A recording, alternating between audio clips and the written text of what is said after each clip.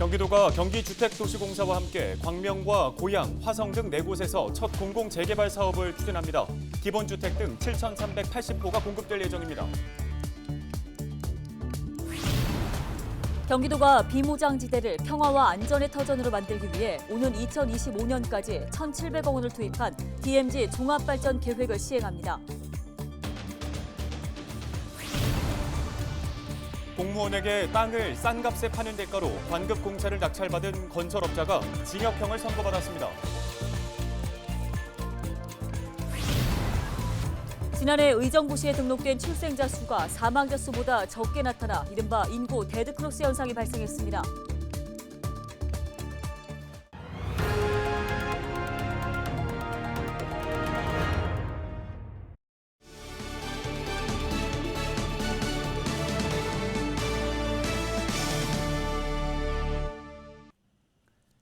시청자 여러분 안녕하십니까? 헬로티비 뉴스입니다. 첫 소식입니다.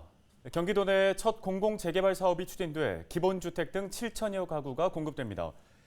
경기도는 광명과 고양, 화성 등 4곳을 공공재개발 사업 후보지로 선정하고 7,380호를 공급하기로 했습니다. 공급 물량 가운데 700여 가구는 경기도 대표 공공주택 정책인 기본주택으로 건립됩니다. 예비 사업 시행자인 경기주택도시공사는 앞으로 주민들을 대상으로 현장 설명회를 개최하고 공공시행자 지정 동의 절차 등을 밟을 계획입니다. 공공재개발은 공공기관이 정비사업에 참여해 추진하는 사업으로 지난해 정부가 발표한 수도권 주택공급 기반 강화 방안의 핵심 정책입니다. 경기도의 코로나19 신규 확진자가 456명 발생하며 누적 확진자가 49,588명을 기록했습니다. 이 같은 수치는 전날 496명에 비해 40명이 줄어든 것으로 지난 13일 400명대 기록 이후 사흘 만에 증가세가 주춤해졌습니다. 의료기관의 병상 가동률은 82.2%로 전날과 비슷했으며 생활치료센터 가동률은 52.1%로 전날보다 8.6%포인트 올랐습니다.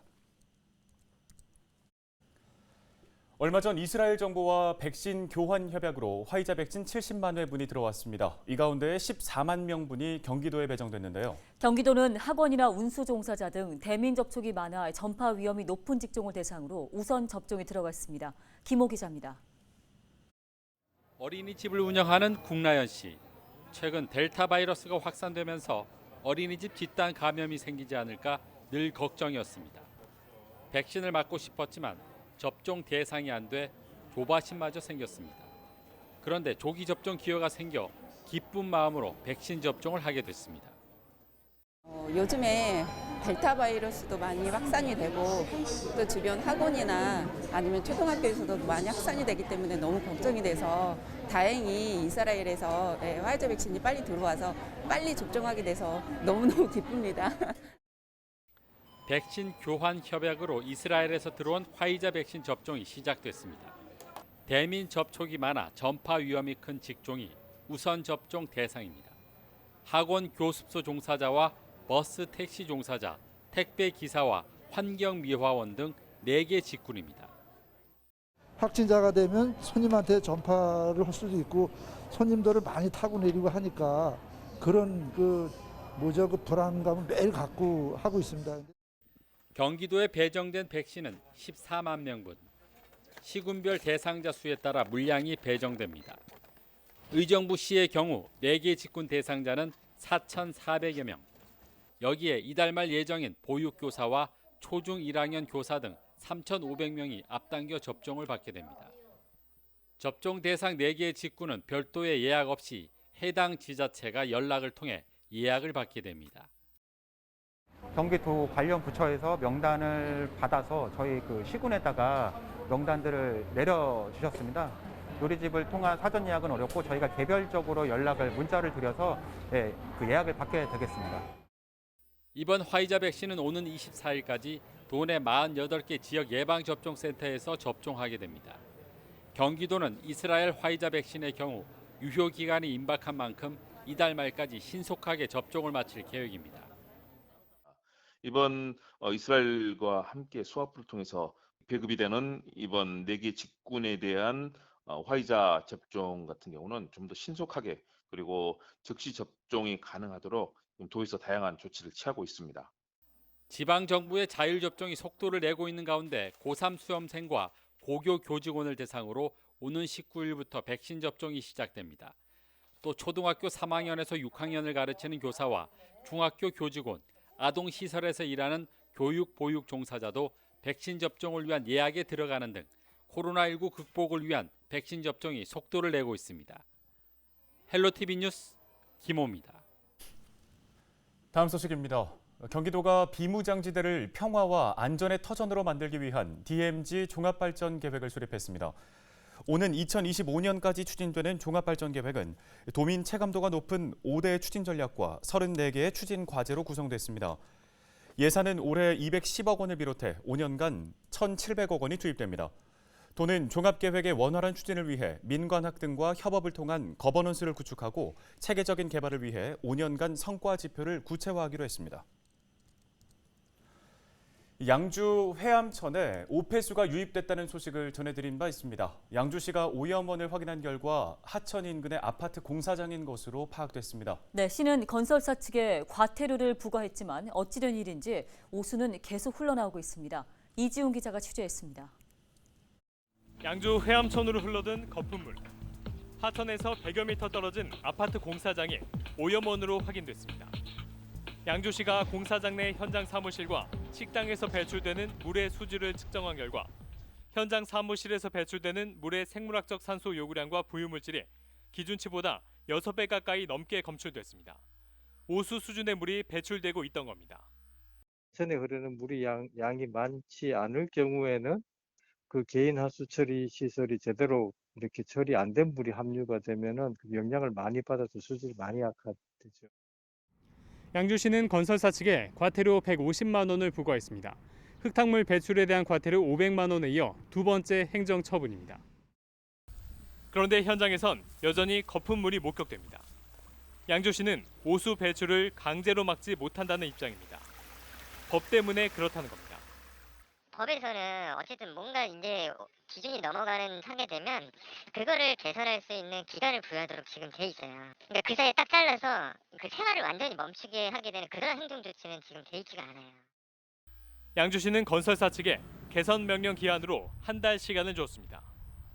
오폐수 관리에도 문제가 있다는 지적입니다. 현재 회암천으로 오폐수를 흘려보내는 건설 현장은 모두 17곳. 양주시는 이곳들에서 물을 제대로 정화해서 내보내는지 파악하지 못하고 있습니다. 민원이 나와야지만 그때서 나와서 검토하고 알아보고 알아봐도 너무 미온적인 거죠. 저희가 봤을 때는. 양주시는 이달 안에 건설 현장 내 오수 처리 시설을 점검해 위반 사항이 확인되면 하수도법에 따라 조치하겠다고 밝혔습니다. 헬로티비 뉴스 이지훈입니다. 공무원에게 땅을 싼 값에 파는 대가로 관급 공사를 낙찰받은 건설업자가 징역형을 선고받았습니다. 의정부지법 형사 8단독은 뇌물 공여 등의 혐의로 기소된 건설업자 A씨에게 징역 10월을 선고하고 법정 구속했습니다. 재판부는 공무원과 공동으로 땅을 산 건설업자에게는 징역 6월을 선고했습니다. A씨는 지난 2016년 지자체 공무원 B씨를 만나 경기 북부 지역의 부동산 200평을 반값에 팔 테니 지인 아들의 취업을 부탁한 혐의로 기소됐습니다. 재판부는 A씨가 동종 알선수재 범행으로 집행유예를 선고받은 전력이 있는 점을 참작했다고 양형 이유를 밝혔습니다. 한편 이 사건에서 싼 값에 땅을 매수한 공무원 B씨는 1심 법원에서 징역 1년에 집행유예 2년을 선고받았지만 항소심에서 벌금 500만 원으로 감형됐습니다. 지난해 의정부에 등록된 출생자 수가 사망자 수보다 적은 이른바 인구 데드크로스 현상이 발생했습니다. 지난해 의정부시에 등록된 출생자 수는 2,288명으로 역대 최저치를 기록했습니다. 같은 기간 사망자 수는 2,503명을 기록한 것으로 조사됐습니다. 총 인구는 46만 1,700여 명으로 전년보다 2.18% 증가했습니다. 의정부시는 인구 절벽에 대응하기 위해 자녀 돌봄 서비스를 강화하겠다고 밝혔습니다.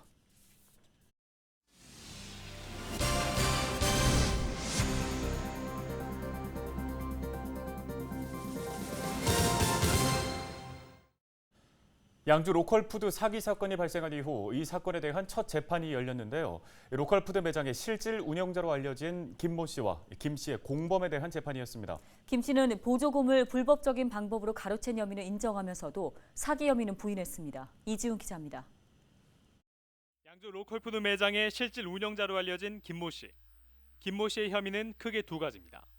경찰 조사 결과 김 씨는 함께 기소된 인테리어 업자 오모 씨와 짜고 양주시에 허위 견적서를 제출하는 방법으로 보조금 2억 9천여만 원을 가로챈 것으로 조사됐습니다.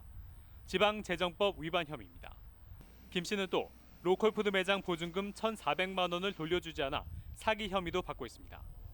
김 씨는 경찰의 2차례 출석 요구에 응하지 않다가 지난 5월 전남 해남군의 염정 컨테이너에 은신해 있다 경찰에 붙잡혔습니다. 구속된 후 2달여 만에 열린 첫 재판. 김 씨는 검찰의 공소 사실 중 지방재정법 위반 혐의는 인정한다고 밝혔습니다. 다만 보증금을 돌려주지 않아 기소된 부분은 돈을 변제하려는 의지가 있었다며 혐의를 일부 부인한다고 밝혔습니다. 함께 기소된 인테리어 업자 오 씨는 지방재정법 위반 혐의를 인정했습니다. 검찰은 이날 김 씨에 대해 추가 혐의로 기소할 예정임을 재판부에 밝혔습니다. 현재 추가 수사 중이라 혐의를 밝힐 수 없지만 피해액이 상당히 큰 규모라고 말했습니다. 김 씨와 공범에 대한 다음 재판은 오는 9월 6일 열릴 예정입니다. 헬로티비 뉴스 이지훈입니다. 의정부 시가 폭염 종합대책을 수립해 추진합니다. 시는 먼저 주요 횡단보도와 초등학교 앞 등에 그늘막 138개를 설치했고 앞으로 추가로 13개를 더 설치할 예정입니다. 또 매일 한두 차례 이상의 살수차를 운영해 뜨거워진 도심을 식힐 계획입니다. 이 밖에도 폭염 취약계층을 위한 재난도우미를 운영하고 취약계층에겐 폭염 예방 물품을 이달 중으로 배부한다는 예정입니다. 연천군이 여름방학 결식이 우려되는 저소득층 아동들을 위해 급식 지원을 합니다. 지원 대상자는 총 251명으로 군은 지원 기준에 못 미치는 아동에 대해선 추가로 지원할 계획입니다. 이들 아동들에게는 일식에 7,000원 한도 내에서 주식과 부식이 구매 가능한 G 드림카드가 제공되는데요. 이 카드는 관내 일반 음식점 64곳과 편의점, 단체 급식소 등 총 95곳에서 사용할 수 있습니다. 경기 북부경찰청이 지난 15일 호원IC 등 14곳에서 야간 음주 단속을 실시해 8명을 적발했다고 밝혔습니다. 적발된 음주운전자 가운데 운전면허 취소 수치인 혈중 알코올 농도 0.08% 이상은 5명으로 알려졌습니다. 이번 단속에는 관내 13개의 경찰서와 고속도로 순찰대 경찰관 154명과 차량 47대가 동원됐는데요. 북부청은 여름 휴가철을 맞아 음주운전이 늘어날 것으로 보고 지속적으로 단속을 실시하기로 했습니다. 경기 북부경찰청은 지난 4월부터 최근까지는 암행 순찰차를 이용해 1,900여 건의 단속 실적을 올렸다고 밝혔습니다. 이 중 1,400여 건은 교통법규 위반이며 나머지는 음주, 무면허 입건 등입니다. 경기 북부경찰은 올해 2월부터 암행 순찰차 2대를 운영 중입니다. 소화펌프 밸브를 잠가놓거나 화재 수신기를 임의로 정지시켜 놓은 아파트와 물류센터가 경기도의 무더기로 적발됐습니다. 경기도 소방재난본부 특별사법경찰은 지난 4월 26일부터 7월 2일까지 도내 주상복합과 아파트 등 718개소를 대상으로 소방시설 수사를 벌여 불량시설 118개소를 적발했다고 밝혔습니다.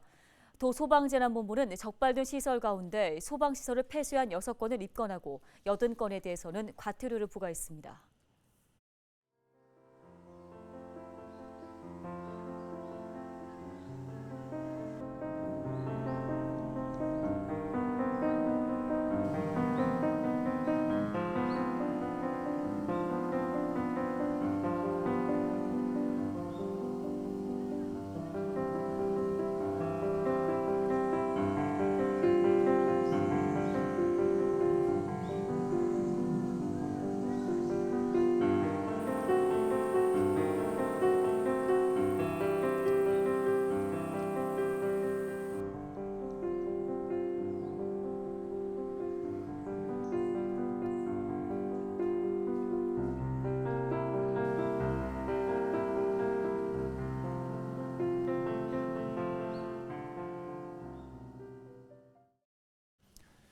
헬로티비 뉴스 저희가 오늘 준비한 소식은 여기까지입니다. 시청해주신 여러분 고맙습니다.